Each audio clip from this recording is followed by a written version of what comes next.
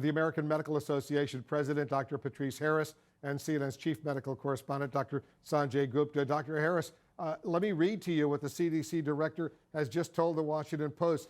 Quote, there's a possibility that the assault of the virus on our nation next winter will actually be even more difficult than the one we just went through.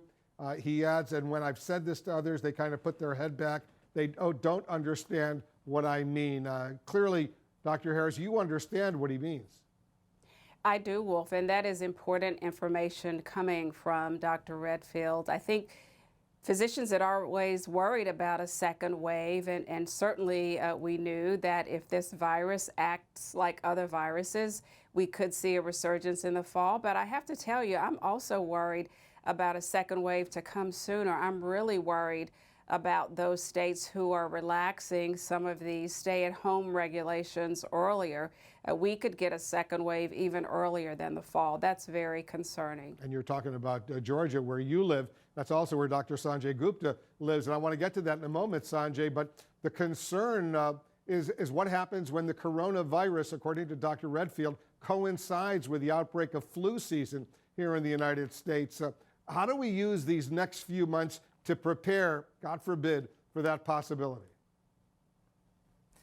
Well, in some ways, it's the same things that we have been talking about for the last few months, Wolf. You know, we've talked about making sure hospitals are adequately prepared in terms of beds and surge capacity and possibly breathing machines. We got to make sure we have enough personal protective equipment.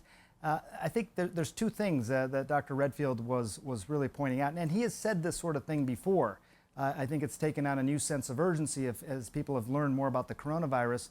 But the constant is the virus. The virus is still out there. It's still very contagious, as Dr. Harris said. That's why she and a lot of other people are worried about a resurgence even sooner.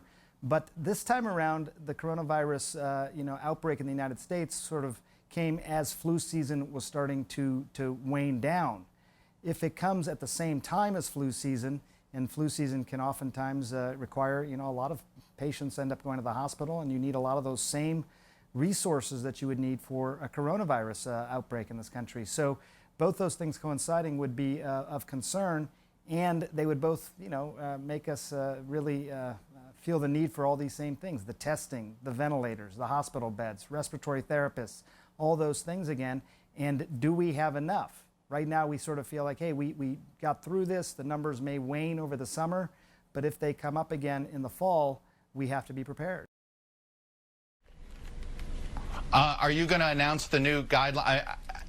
Given everything you've just said, given that no metro area is going to be spared at this point right now, that's your concern, should we assume these 15-day guidelines are going to get extended another 15 days, another through the end of April? What's realistic, Dr. Birx?